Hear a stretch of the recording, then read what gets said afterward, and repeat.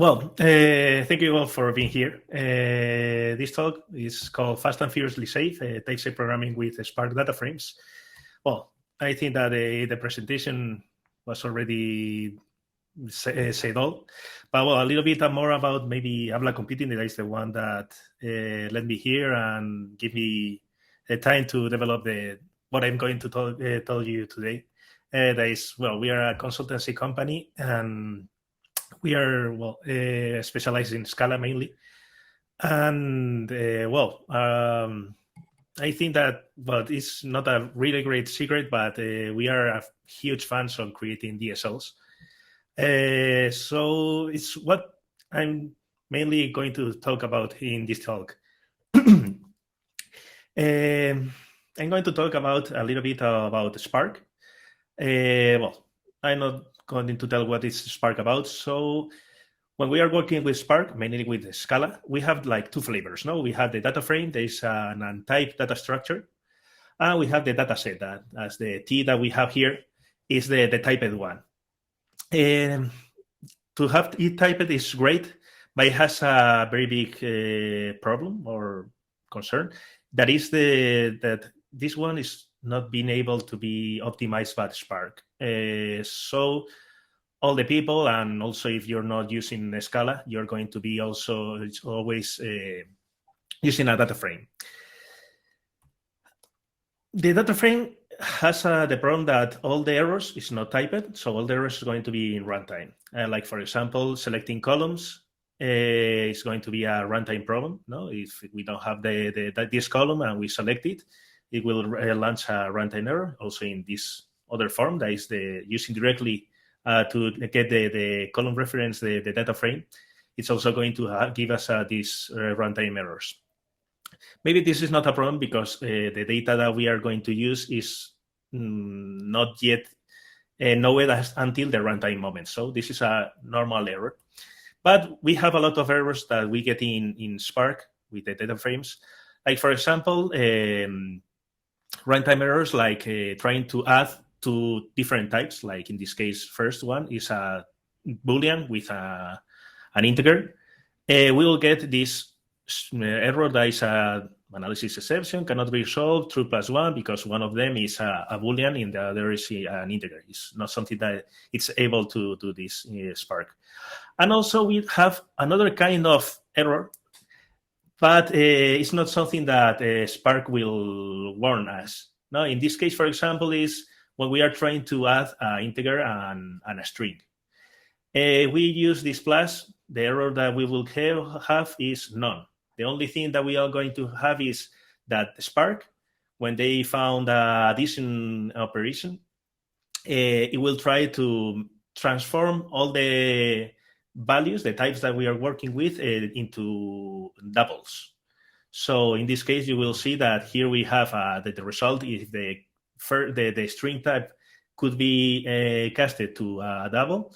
It will be a double result or a null. So we will be starting to propagate a null value around all our data and the data frame. That is not a good way to know if it was these two numbers added. And also we have for me it's a problem, at least. That is what I call the column party problem.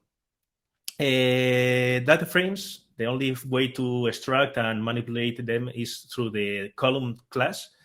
And this column class, you only know that it's data inside, but you don't know what kind of data. And as you can see, for example, in the documentation, we have like more than 1,000 reference to the column data. That is the type of the parameters that are going to be inside, and also the type of the parameters that these methods are going to be returning.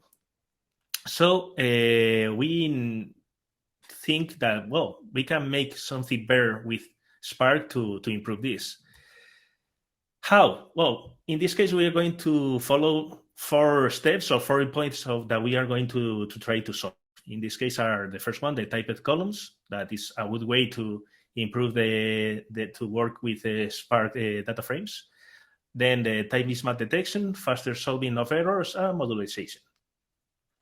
Okay, so let's crank it up. And all of this, creating a new DSL There is going to be a thin layer over the Spark DataFrames. First, we are going to solve the type problem. How we can solve this? Well, a simple way will be only creating a typed column with a T that will be a grab of a normal column reference in Spark. And also, well, if we are going to create this class, we need some sugar, no, with some syntax. So we are going to create, for example, something similar to Spark, no, the way that you select the columns, but adding this type. And also we are starting to make our syntax to restrict what we can accept in these methods. The main benefit, okay, so if we have a column integer and a column boolean that was previously a runtime error, we are going to have a compile error, something that is much easier to solve and faster to solve. And also other addition, for example, in this case, the string plus an integer that will return a double.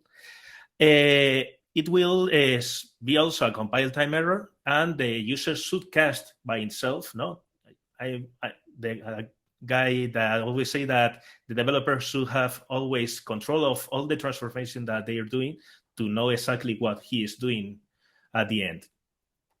So, well, first benefit with a simple way to solve it. Then we have to verify, no? Why? The problem is that, well, we asked here that we have an integer column, no? But, well, you are going to see that obviously this is not going to be an integer column, it's a string column because the name is tell us. And the thing is that if we only have this, we cannot be sure that when we have the real data, it will be an integer. And this will be a string that will be casted to a double. So we will have here as a return a double element. It's not what we want.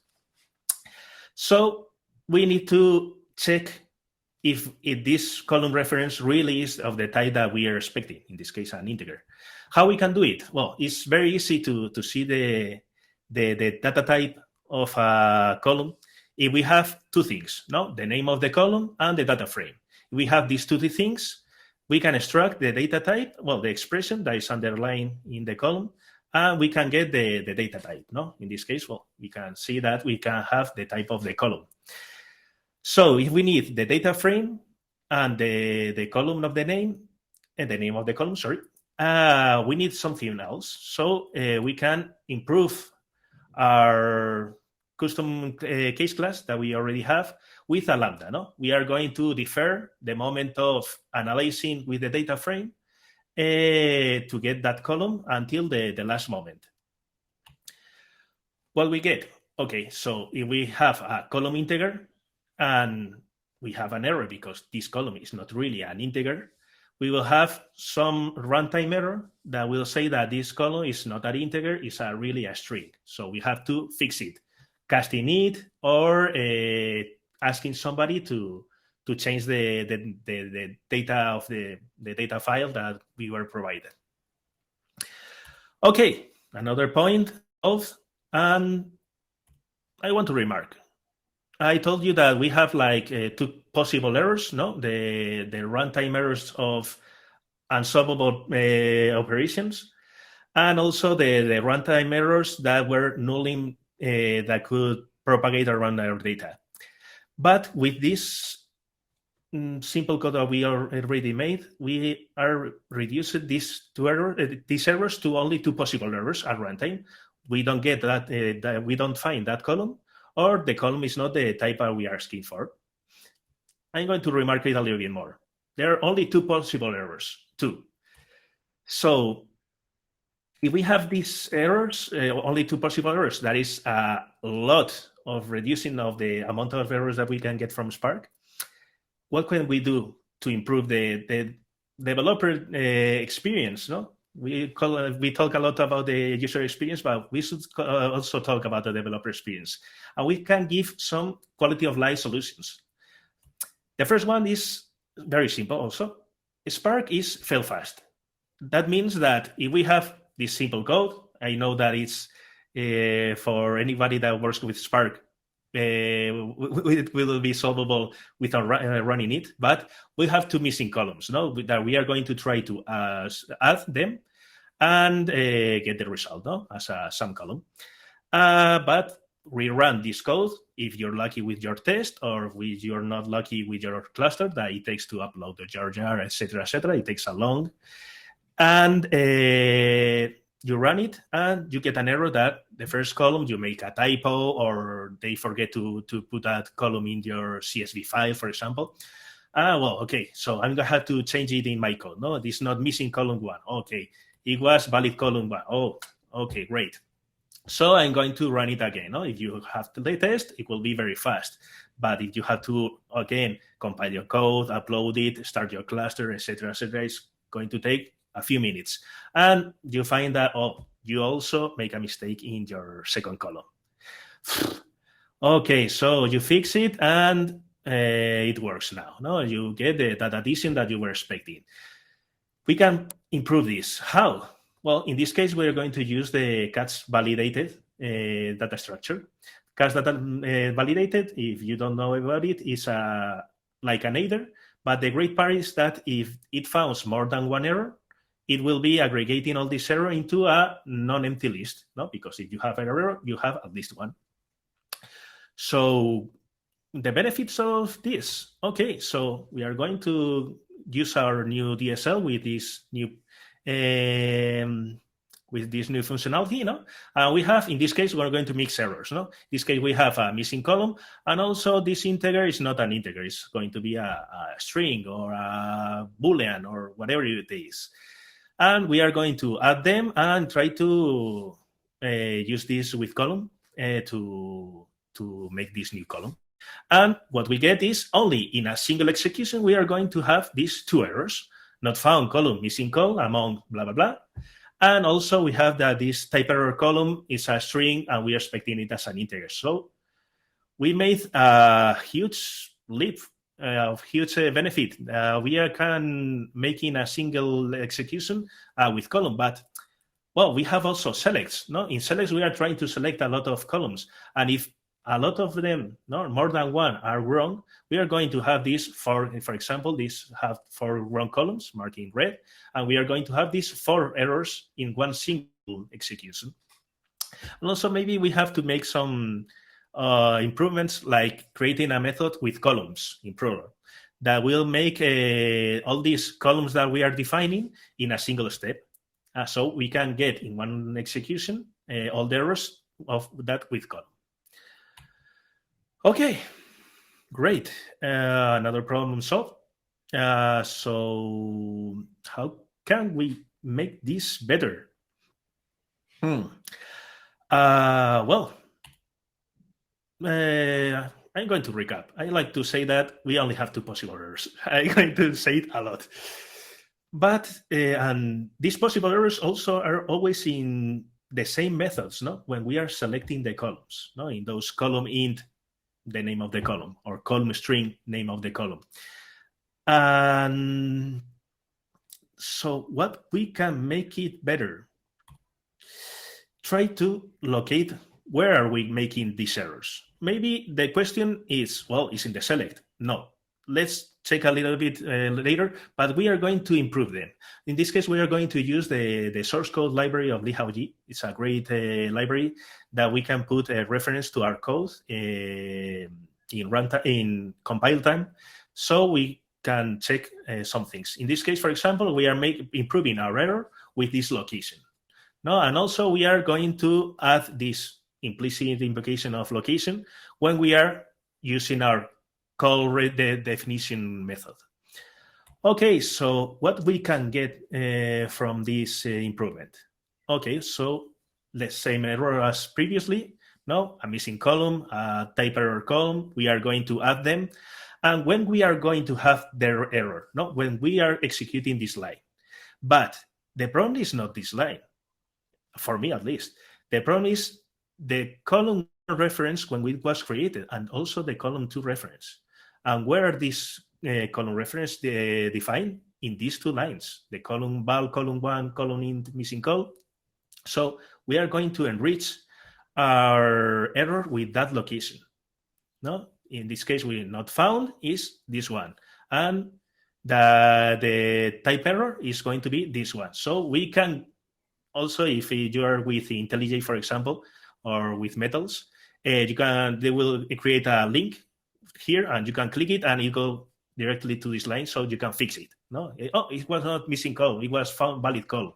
Okay, so it's solved. It's not an integer. Oh, okay, I have to make it a string. I have to cast it to integer. Great, solved. But also all in one single execution. Why we need this modularization? Maybe you already see some benefits of this, but I work every day with Spark. I don't do a lot of things of Scala with C or other libraries. I mainly work with Spark. And sometimes, well, you have like this kind, what I call a single file project or single file ETL, that you create your Spark context, you get your 1 or 2, 3 data frames, you join them, you make some selections, and okay, it's like 15, 40 something lines of code. It's great. The errors are very limited. But when you start to work with Spark and you want to make something that is configurable, something that maybe you want to extract some part of your code to another module and reduce that module, you need some help. Don't know if you're a Spark developer. If you're a Spark developer, please send some fire in the reactions. Oh yeah, I see a lot of them. Great. So I'm going to make a simple example. For example, we are going to make 2 modules. A common logic that we have in our company that is not developed by me or your friends. It's developed by somebody else that you don't know, and they don't provide you the source code or any kind of documentation. And if this method was made with pure Spark, you will have only column and a lot of hidden logic for you. But with Doric, well, with this, I don't want to call it Doric yet, but with this DSL, you will have a lot of information. For example, that you're expecting an integer, that you will be returning an integer. And in this case, for example, what we are going to do is to add a column that we are expecting from the data frame, and also it has to be a defined type. And if we execute this with our data frame, because we are testing the code, we don't know nothing about this column reference that we need. We will have a great error saying, okay, this column is missing, or this column is not the type that we are expecting. And also we are going to know that it's not something in our code, it's in somebody else's code. No, at least we don't have documentation, but you will have this extra information. And this helps a lot. I don't know if you're like me, but you like to make your code modular, your code reusable, and you like to make a lot of small functions with great names and use like a clean code style, etc. This is going to help you to make to use it. So I expect that you agree with me, but I think that this, at least for parts that these 4 checks are solved. So we are going to make it a little bit better. I think that these 4 ideas combined, I'm going to call them Doric. And Doric is going to be really this case class with this Doric single error that is going to be located. It's also a validated neck, and we are not going to make a lambda. We are going to make it a Clissley because it's much easier to work with. And I want to tell you a little bit about Doric. In this case, I'm going to compare to the 3 most common APIs, at least in Scala, to work with Spark. That is the common data frame, the dataset, frameless, that is quite interesting also, and it's Doric. We wanted to make a reference also to frameless because we have a huge difference compared to it. But well, at least we see that in DataFrame, we don't have, we have all the performance, but we don't have any kind of static safety. We don't have any help in error location. We only have the errors in the select. But We also have the dataset. The dataset, I'm not going to talk about it because it's not something optimizable. But dataset is a worse version of what Frameless achieved. That is to have a dataset that can be also optimized. But the thing is that normally a lot of people that work with Spark, they don't want to be all constantly knowing about the structure or the whole data frame. No, because when we have a type A data frame, like Frameless has, you only have to keep in mind what you have, the context. But I like at least the data frame because like some kind of black box that I'm going to make wishes. No, I want this column. I don't want that column. I want to add them and create a new column. I don't want to change the structure or at least the type of the data frame when we make these changes. So that's the point we focus in Doric. We are always trying to put all the type safety in the columns. Some highlights. I have like 7 minutes, great. So I think I can move through all of them. So Doric. Doric has a similar syntax to Spark. You can use it directly with your previous Spark code, very fast. You don't have to relearn it again. You can, we have split the cast into categories. I will explain it later. But we don't want it to make exactly the same syntax that Spark use, because Spark use like camel case with a snake case. They have a few things that we don't like. Well, we as my team that we are working with Doric. And I wanted to show you a few examples that I think that they're quite interesting. Well, Doric is super simple. We are trying to make it as simple as importing a single line. No, if you port in Doric dot slash is everything that you need, and you will have this syntax very similar to Spark. No, like the selection of the column, you only have to add this integer. Also, you can use the type inference of Scala. No, you don't need to put, if you put this integer, you don't need to put this one. So less code to write. Also, we have some kinds of alias and helpers, like string call is going to be a call of a string.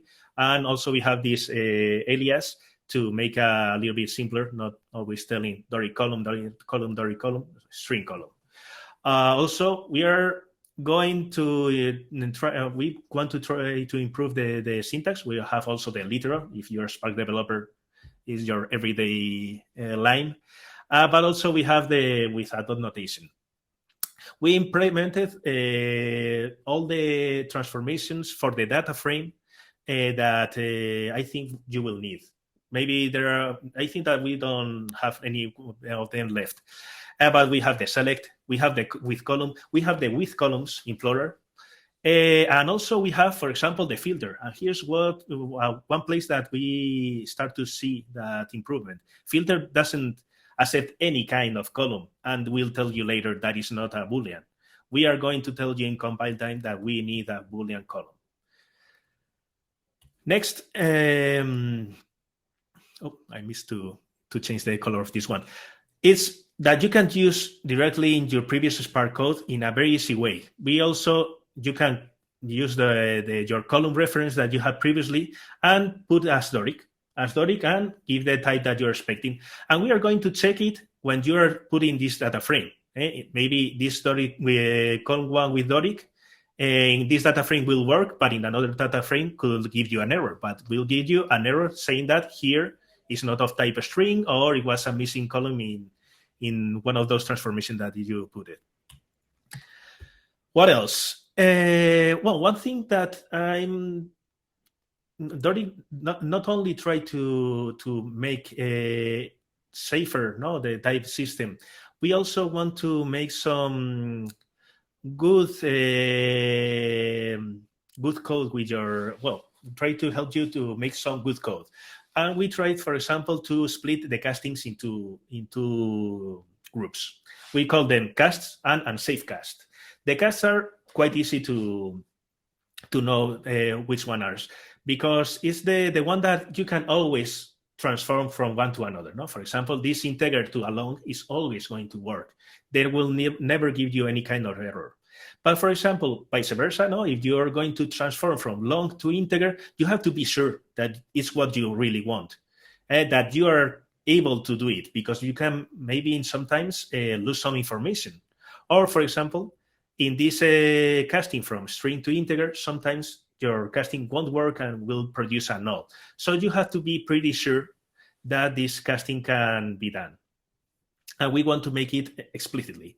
So for example, here you can also, we have some syntactic sugar and some implicit conversions to avoid maybe this boilerplate.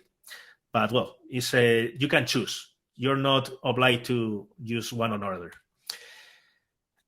Also, we are trying to prove some parts that we think that they can be better. Like, for example, the when function in Spark, we made it a when builder.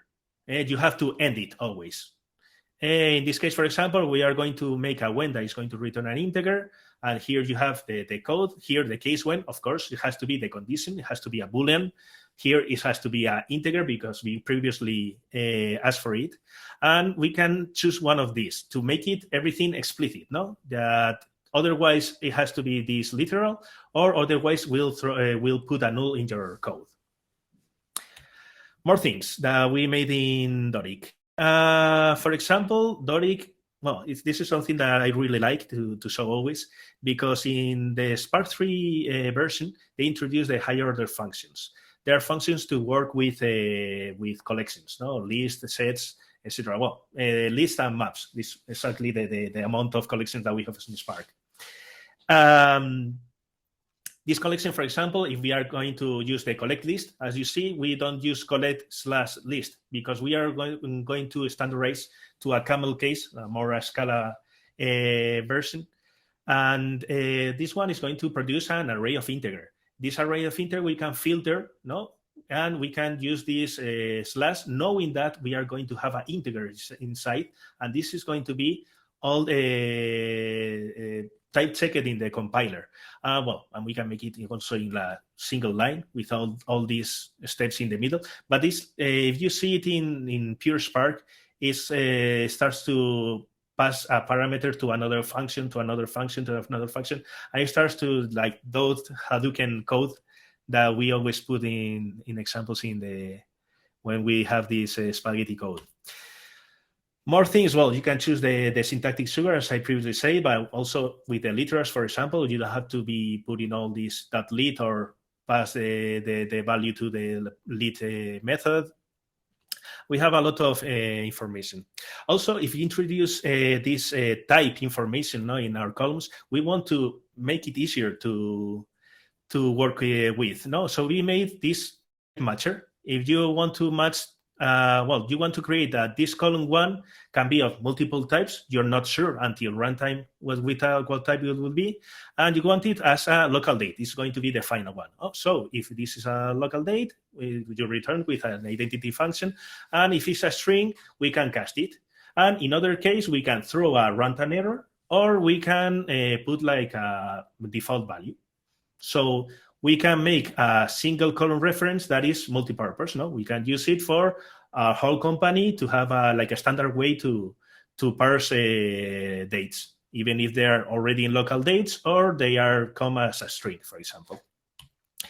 Well, this is, for example, it's not already released, but we can make great interpolators that we are going to always need that this column that we can pass them are going to be strings. We have custom types. You can relate your classes in Scala to values in Spark and make this code that I think is pretty good.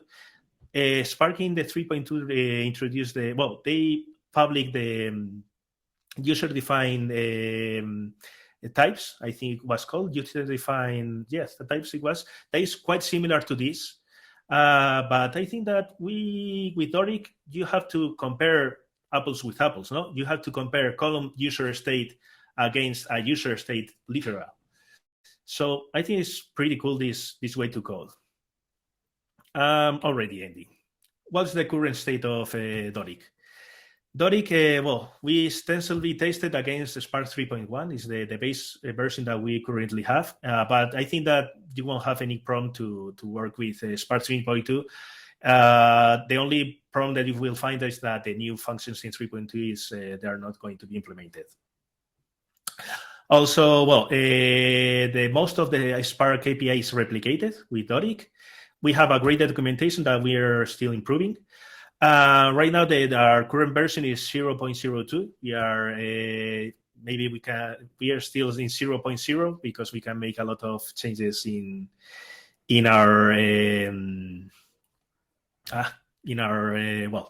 we can make some changes in the methods. Near future, in the next version we are going to cross compile, if you can say it to Spark 3.4 to Spark 3.2. We are keeping to improve the syntax. We are going to try to simplify the way to import the simplicities to make your syntax sugar as you want. And also we have ideas to make utilities because we have the types of the columns. So we can property-based test your column reference that you're creating.